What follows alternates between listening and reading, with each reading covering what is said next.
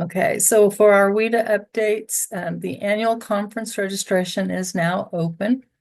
And there is both an in-person and a virtual option available. The conference this year is going to be in Seattle, Washington. So if you're able to go, that's wonderful. And please, they ask that you would share the information on the conference if you are so inclined to do so. The next update from WIDA are some featured resources that they have pushed out, addressing changes to access that are coming in the 25-26 school year. So there are two videos that are available. The first one is revising access, the impact of the standards framework. And the second one is revising access, emphasizing standard one in the listening and reading test.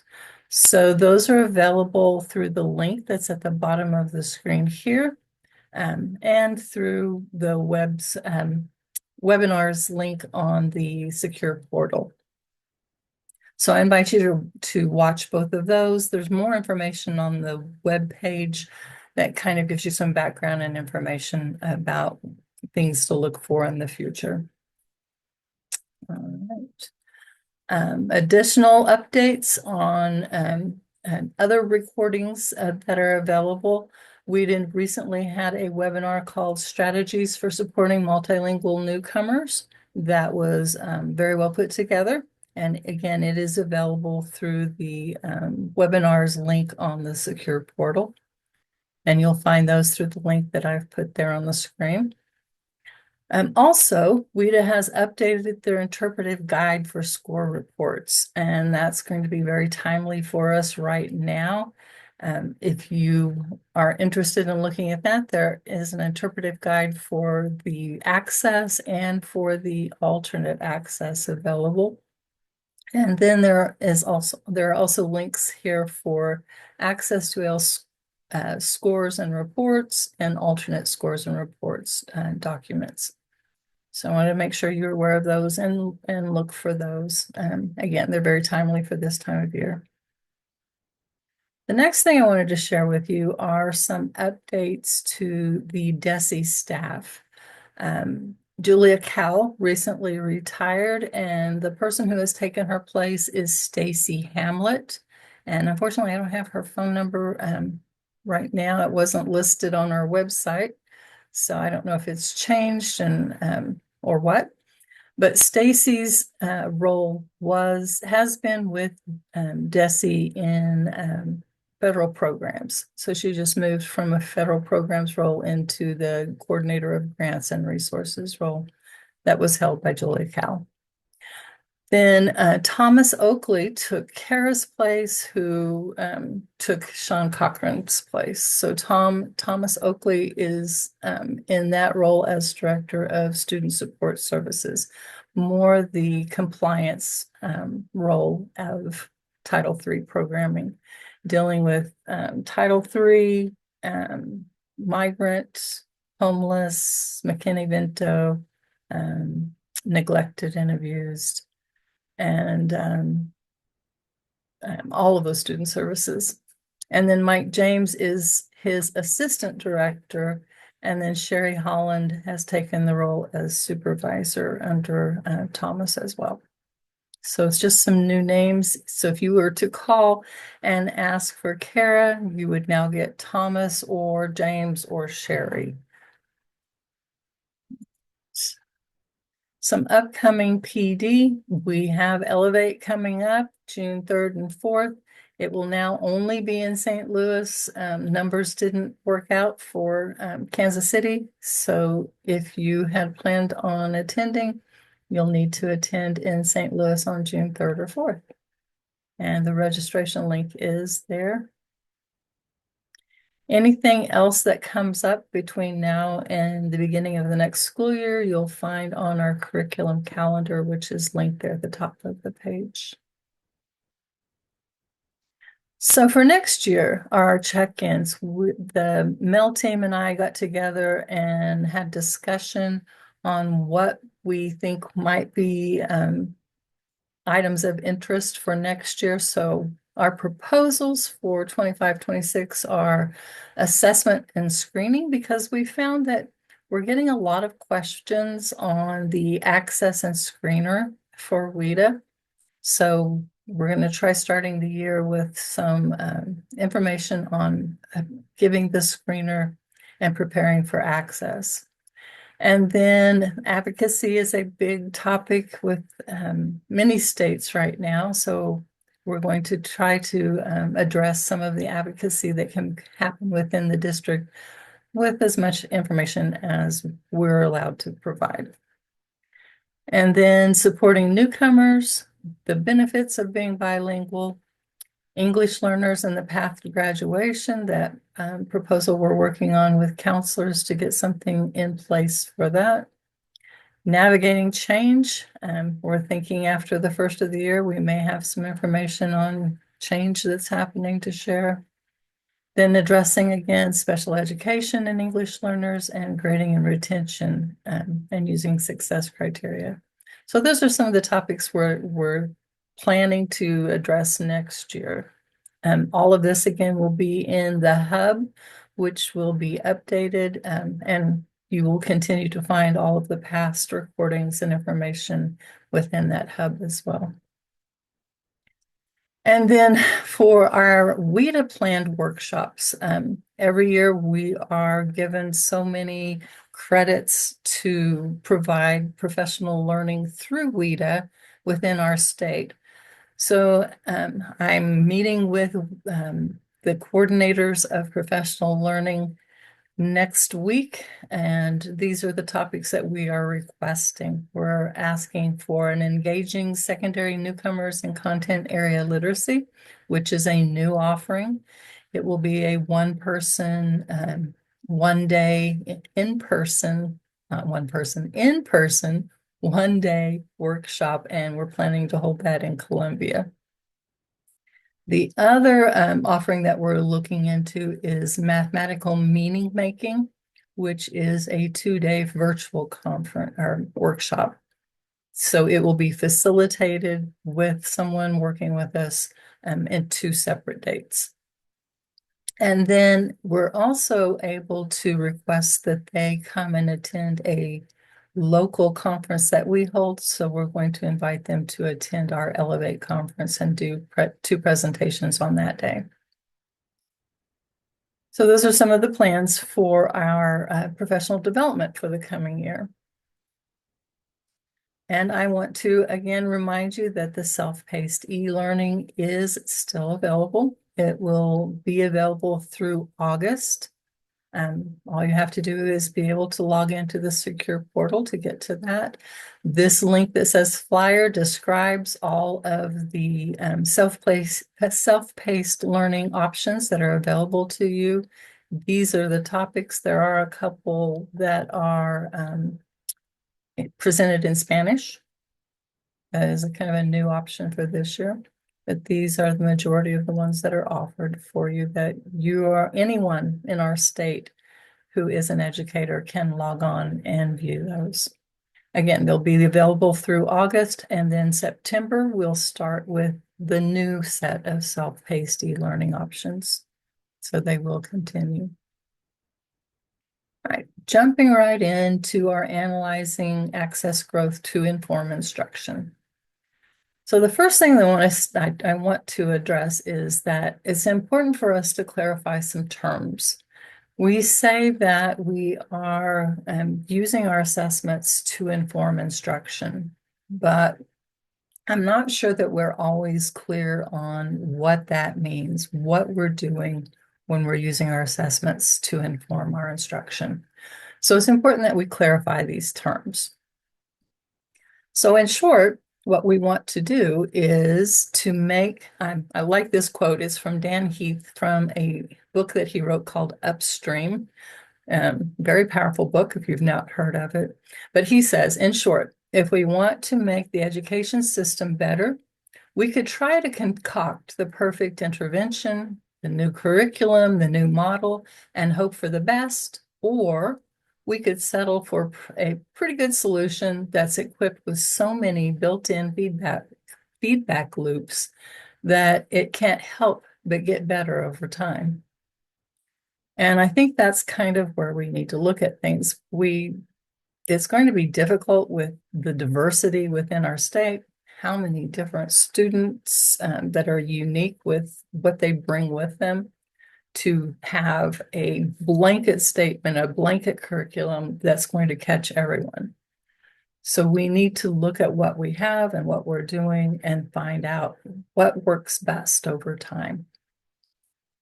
So what do you think it means to have informed instruction, for an assessment to inform our instruction?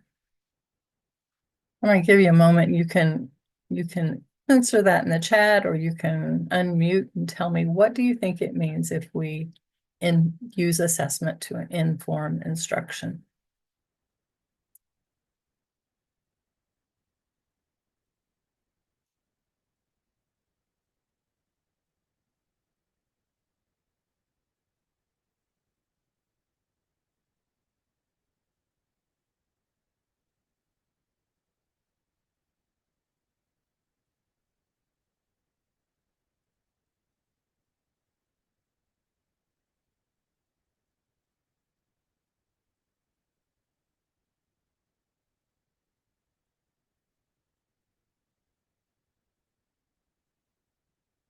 No one's brave. Okay. So when we use assessment to inform instruction, what we're doing is we're using our data to allow us to determine students' mastery, and then allows you to take action with your instruction to fill the gaps in student knowledge. So I'm not real sure that a lot of us actually take that approach when we get our data back from WIDA. So at the state level, our primary purpose for looking at the assessments is, because it's a federally required test-based accountability, that's part of Title I, or the ESSA, Every Student Succeed Act.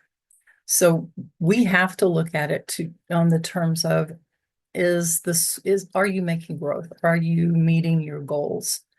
Any additional aims or purposes for state testing are layered on top of that. But ultimately, we're just making sure that you are meeting your accountability purposes.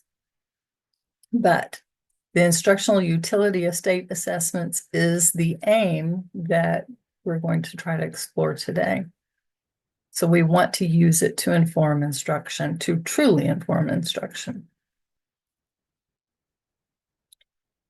Yes, everyone gets a copy of the slideshow. It's in our check-in hub. So answering the question in the chat. So informing instruction.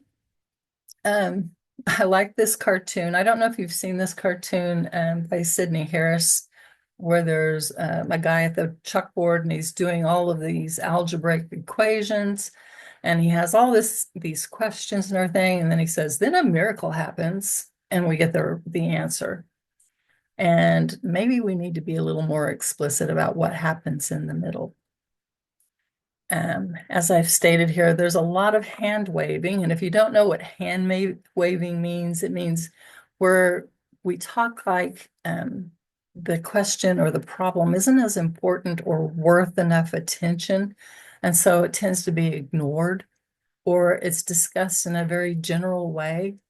And unfortunately, I've seen that in the 20-some years I've been working with English learners, that we get a lot of hand waving when it comes to how we work with and how we address the needs of our English learners. So I think there's a lot of hand waving when it comes to how the state assessments can be used for the purpose of instructional design. But I also think there's a lot of confusion in the way we use that term, informing instruction, and that it's not really always understood on how we should address that. So that's what we're going to kind of look at today. Our data is and is not information. So the definition of data is factual information, such as measurements or statistics, used as a basis for reasoning, discussion, or calculation. So yeah, we get our data, our state standardized test, our interim test, our classroom summative information. We get all of that together, but is that the information that we need to directly inform the teaching and learning process? What's going on in our classroom that actually informs instruction? So all data that we gather isn't necessarily created equal. For example, if we were going to have a dinner together and I said, okay, I'll bring a salad, you might have this in mind. If I said, yeah, I'll bring a salad, I think I'll put some fruit in it. That might be what you're thinking I'm going to bring, but this is actually what I'm going to bring. So what we gather, the information, the data that we share, the data that we talk about has to be about what we're talking about. And it has to be specific so that we know this would be for the main course, or this might be dessert. This might address this topic, but it might not apply to that one. So we need to get more specific about what kind of data we're sharing. We often focus on data-based decision making when we need to talk about how we're going to implement it, and that's what's important. And our decisions that we make can be good or bad, depending on how well we implement them. Something else that has to do with how we use our data are the biases that we bring. We all bring biases, and I've talked about this before. One of the big ones is confirmation bias. We're more likely to believe and remember information that validates what we think. That is how we see things, regardless of whether that's accurate or not. We also have heuristic biases. We're biased towards information that's more easy to get to, that's more easily found. You can read more about different kinds of biases with the link that's at the bottom of this page, but those are the two main that we tend to bring with us when we're looking at student data. There's also what's called the Dunning-Kruger effect, where someone reads a book or someone gets this new idea and they're really loud and confident about everything that they've learned, and they think everyone should be a part of it, and they're excited. They might not have all the competence and the background knowledge to support their excitement.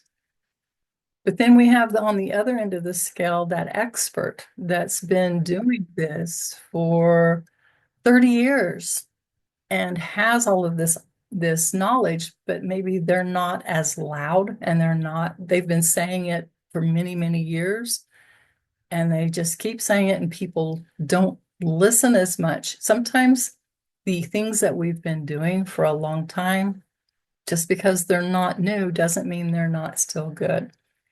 So again, the loudest voices are not always the most helpful or knowledgeable. So we need to keep that in mind as well. Also, the more confidence a person have doesn't mean they're more likely to be correct. It just tells you that they are committed in their mind to what they think is true. It's also normal for us to try to simplify things that are difficult, and errors cannot be divided or cannot be avoided when you use your intuition. So we need to base things on data and on fact. And the more facts and the more information we bring with us, it's less likely we'll make those mistakes. So we're wanting to move from that intuition to deliberation. And as decision makers, our job isn't to be right, but to figure out the best plan, to make the best play. And that comes from The Undoing Project by Michael Lewis, another great book if you have an opportunity to read it. Being deliberate and using data and evidence increases the odds of making better decisions, but it doesn't always guarantee success. So I like this analogy of the weather. We all know that the people who predict our weather use tools, they use years of schooling that they've gone through, all of the data that they can gather to make predictions. They use all of that science and bring it together, and then sometimes they're still wrong. So we need to keep that in mind when we're working with our students. No matter how well we prepare, how much research we bring in, there still are opportunities that we won't get it right. But we learn from our mistakes and move forward.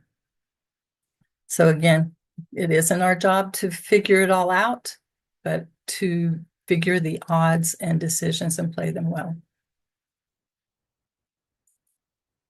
So when we make those decisions, we have to make sure that we remember thinking is still required. We don't just get that data, look at it, and say, oh, yeah, all of my students are at this level. We need to put them in these classes. We need to pause, analyze, and respond to our data. We don't just go on intuition. We have to use the information, but then we have to use that information responsibly and break it down and look at it more deeply. Another thing we want to make sure we remember is that each piece of data is a student, and each student is different and unique and brings with them different background, different information. And I shared these two sets of data with you on purpose. These are from NAEP. Our NAEP information that we gather in the state of Missouri. One thing I've noticed is that it does not include at the state level former English language learners in the information. At the national level, they've done that. And if you look at the fourth grade, you can see that the former English learners are surpassing the mainstream English-only students as they progress through this. So in 2022, our English learners were outperforming the English-only students. So that's national data. At the state level in 2022, our English learners were not too far behind our English-only students at the fourth grade level. Then when we get into eighth grade, it's still at the national level, they're pretty much equal in 2022. So a little bit above, but pretty much consistently they're equal in performance. So that's good information. When they are exiting the program, they're doing well. So when you're looking at your access data, and if you're talking to your administrators, one thing that I have been mentioning to people I've talked to are to look at, when it comes to looking at your map data, look at your former English learners and see how they're performing. That gives you an indication on how well you've done with your program up to that point. I provided a few links on things that you can do to represent just the students looking more deeply into meeting individual student needs. Some of these are from WIDA, some of them are other sources. Just something for you to look at. I'm not going to go deep into using our access data for decision making because we did a check-in in September that went into each of these data points. So I put the link here. You can go back and rewatch that and look at the slides and everything, get all of that information. I'm going to go over some of the key points. So one thing is making sure you look at your student data at the school level, at the district level. Starting at the school level, look at your students and each area, each domain of the assessment to see how they've done. And if there are any areas that show weakness, any areas that maybe you're not hitting correctly, um, and work and set those as your goals for your school and your district. And again, I have links to a sample spreadsheet, and then this comprehensive one that you put in the scores and it does calculations for you. So make sure that you're looking at your students more in depth at the local level.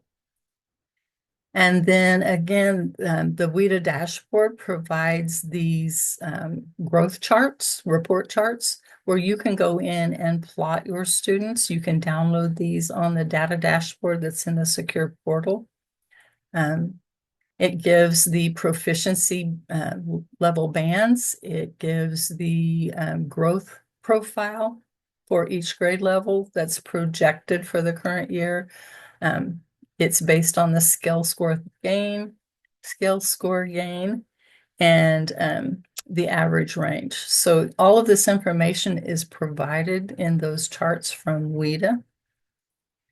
And then this is just an example. If you looked on the slides from that I mentioned earlier, it tells how you could plot your student growth to get a better picture.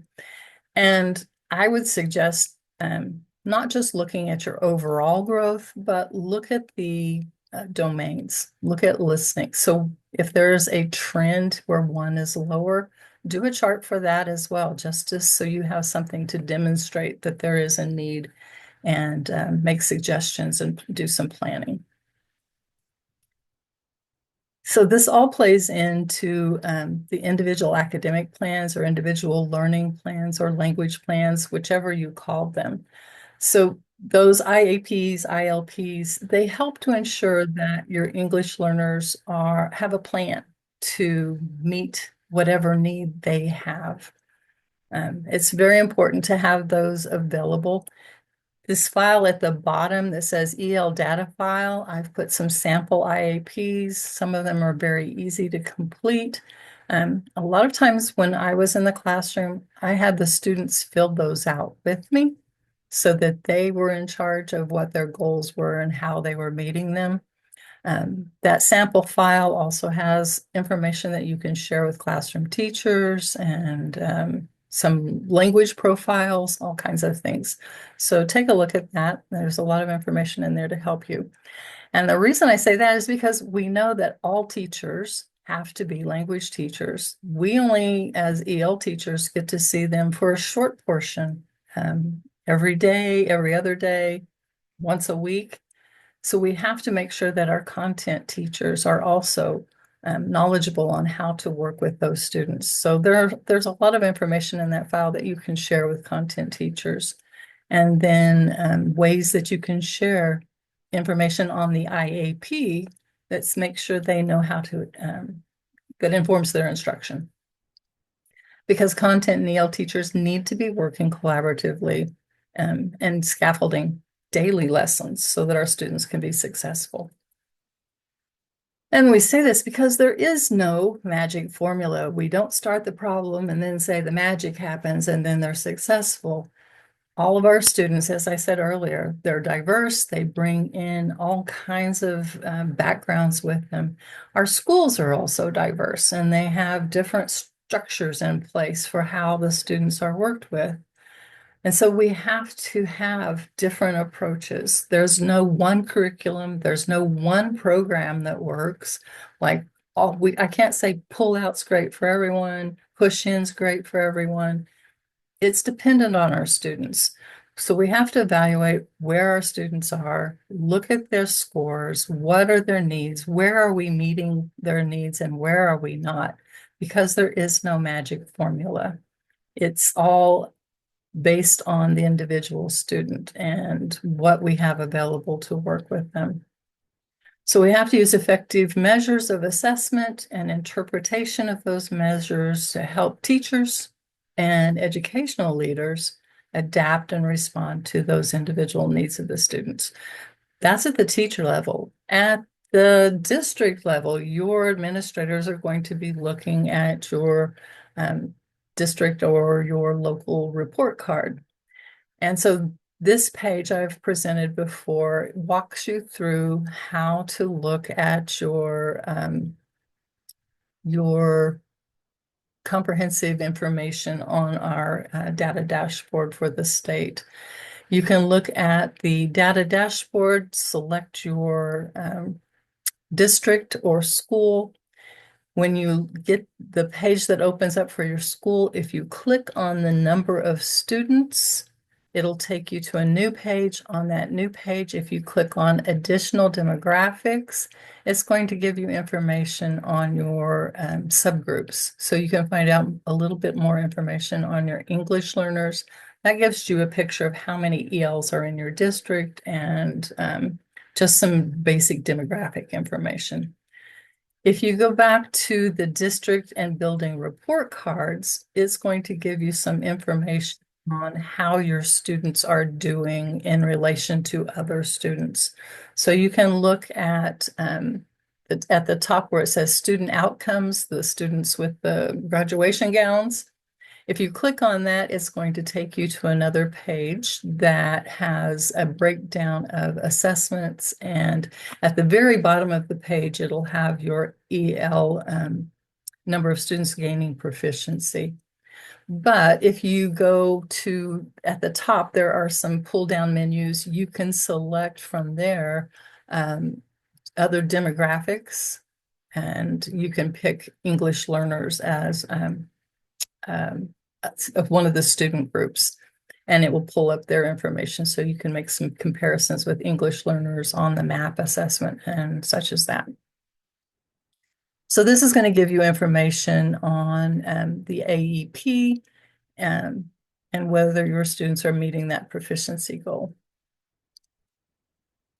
And we are working to create a separate page like special education has that will be specific to English learners and list just their demographics on one page. So hopefully that will be coming in the near future. So that brings up the EL indicator. And at this time, there has been no change to that. I did a presentation a while back on analyzing access growth, and it has that EL indicator information in it. So you can click on that link, and it's going to give you all of the details on how it's configured and what goes into it. On our most recent ESSA plan, they presented this chart because our old chart, the progress to English language proficiency, expired in 2022. When I brought it to their attention, they created this chart, but I had to visit with them again because this is the kind of growth that you would see in a regular classroom. This is not the kind of growth that we know our English learners make. It doesn't increase year after year because our student group is very fluid and has different levels that come in and out all the time. So the plan is to look at this again and make some adjustments so that it has a better gauge of how proficiency should look like for our students. So I was told when we discussed this to continue using the 21-22 chart for this time. This is still being used to gauge growth. So continue using this chart to see how much growth students should make from year to year. And again, going back to the presentation that I did that's linked on this page, you can find out how that's all computed so that you know what to do. All right. So we can't talk about data without talking about content and form and timing and relationship to the curriculum. And like I said before, data is and isn't information. It's not information until we start thinking about and talking about who our students are, whether they're newcomers, whether they have special needs. So looking at the individual student when we're filling out those charts and addressing who they are and what they need, that's when we're using data to inform instruction. Until this is visible, We don't know why the students received the score they did, and we can't discuss how our students are doing as a group. We can't discuss whether they're making progress or whether they're not. If we just look at that overall score, it doesn't tell us, well, 10 of these students were newcomers. And so, yeah, they've made a lot of growth since their screener. Or it doesn't tell you that 10 of these students have been here for 4 years and they're stuck. And we need to do something different to get them moving again. So we have to talk about the students at that individual level before we can start to make change and we address their needs. And that's what needs to be done. So again, we look at the scale score, their achievement level, their subscores, and all of that together, and a set of actions along the way. No miracle is going to take place in the middle. It has to be thought out and planned. And if we do all of that, we will increase the quality of teaching and student learning. Again, we want to stop that hand waving. We want to address the needs. And what I'm finding is teachers really don't know how to use the data to inform their instruction. So one of the things that we can do is making sure that the LAO plan is up to date, making sure that we have IAPs, ILPs, whichever you call it, in place that look at the needs of the students. Those are very important. And until we are dedicated to improving the system, then things are not going to change as rapidly as we want them to. So assessments that inform learning has to be aligned to where and how learning is happening. This means aligning instructional practices, processes, and outcomes. We have to look at the individual student, and that data-informed instruction depends on that alignment. Question. How to access the WIDA dashboard. Yes, I can actually walk you through that in just a minute. So we'll do some final thoughts and then I'll go to that page. So we need to focus on less on making the right decisions and more on making the best decisions for our students. So not looking at the overall picture, but looking at our student groups and breaking them down and then finding trends and maybe grouping our students based on the things that they need. If they're all doing poorly in speaking, maybe we have one class that's just dedicated to the students working on their speaking skills. We can't be perfect, but each year we try to get a little bit better. It has to be grounded in high quality, effective instruction that's data driven and supportive of student learning. And the best decisions we can make for our students are those that are based on evidence for that student, not all students together, but that student. And also where everyone is committed to implementing it together, using those IAPs, using the program that we have in place, getting everyone on board, making sure our classroom teachers have instruction that they need. So getting in there where you get to have PD days where you're sharing information with the classroom teachers to inform their instruction. The 7 steps would be a great thing to do with all classroom teachers. So our English learners aren't going to have growth if they're not, if we're not reviewing their instruction first. The data requires moving the whole system from intuition to deliberation. So we have to look at the data. We have to think about it. We have to talk about it. We have to decide what it's telling us, not just looking at a score sheet, putting our kids in classes based on the overall score, and then putting the sheets in the drawer. We really need to take time to look at that. All right, so I'm going to go ahead and go to that page so you can see where the data dashboard is located. So if you go to DESE website, mine is bookmarked to go to my page. At the very top, where those toolbars are the school data. Click on Data Dashboard. And that's going to bring up that first page that I showed you. It has the Missouri. So this is our state data, but if you want to look at an individual district under this pull down tab at the top, you can pick a school. I think if I can find one real quick that has English learners. It has a fair number of English learners. We'll do Ferguson Florissant, I think they do. So when this opens, you'll see the total number of enrollment here. If you click on that, it's going to bring up student demographics. So it breaks it down already a little bit here on race mostly. If you click on additional demographics,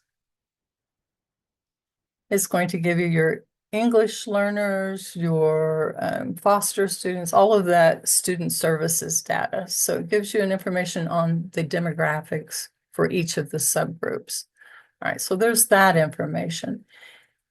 Going back to the snapshot, if we want to look at student data, go back to my search.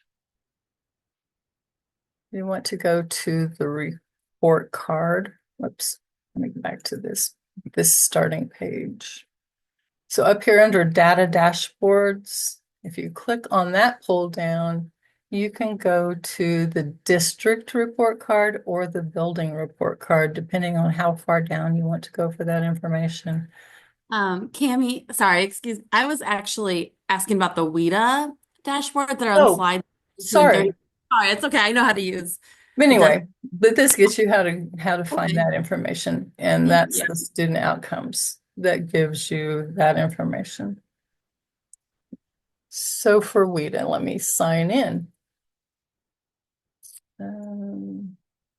Okay, there's my WIDA.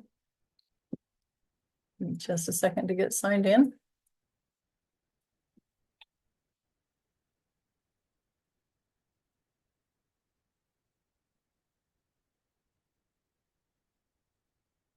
So when you go to the secure portal, at the very bottom in the right-hand corner, it says Data Dashboard. If you click on that, it's going to give you demographic information for the nation and for your state, the access proficiency levels, the percentile growth charts, and then that NAEP performance information. These percentile charts, I went ahead and put those in that folder that I shared at the bottom of one screen and went ahead and downloaded them for you. There are a couple of grade levels that don't download, so I took screenshots so that you can print those off to do your data points on. The demographics gives you top 10 languages in the state, district size, students, time in the program, and prior access assessments based on the data that they have at WIDA. You can look at specific domains. You can look at the overall. For this, I generally just look at the overall. You can select all the way back, I think, to 2010. So if you want to look at over time, you can look at just WIDA, or you can look at, let's see, you can look at WIDA or you can look at Missouri to make a comparison. So that's the demographics. In the proficiency levels, it just gives you, let's see here, you can pick by grade level. You can do all of the grade levels at once, or you can pick a specific. You can look at specific domains, and again, you can look at just the overall. And let's see, we'll do all. So it's going to give you trends in Missouri of how our students are doing overall in each of the domains, and then as an overall. So you can see that most of our students are at a level 3 or below in an overall. But you can look at if there are trends in like speaking. Most of our speaking are proficiency level 1 and 2, all the way up to 12th grade. So that tells me, oh, sorry, that's reading. Um, so that tells me reading is what I was looking at. They're at 1s and 2s and 3s, a few pretty much across the board. So reading something we need to really work on with our students. And then speaking is also kind of in the same boat as well as writing. Most of our students, there are very few that are above a 3 in the state. So it gives you data to look at that you can look at trends. What we're doing the best on is comprehension. Anyway, gives you that information. And then the percentile charts, again, this is where you can download these and make your own charts where you can plot student data. This is based on, you can see at the top, 2023, 24 data. So it's projected for this year. So they take previous data and project where our students should be as far as proficiency levels. So it gives you an idea of what your goal should be for the year. You can create these at the beginning of the year for the following year, just to give you an idea of what you should shoot for your students. And then Thank you. again, NAEP is what I looked at before. Thank you. Uh-huh. A lot of people don't realize that's available, and it is not always available to everyone depending on who set up your information on your secure portal. If you find that the data dashboard is not at the bottom of your page and you'd like that information, contact me and I will make sure you have access to it. So I can add you to that. All right, if you have any questions on how to work on a LAO plan or an IAP, our MEL people are available, and I am also at any time. So again, look back over those previous presentations. If you have questions, feel free to contact any one of us. And at that, I'm going to open it up for questions if you have any at this time.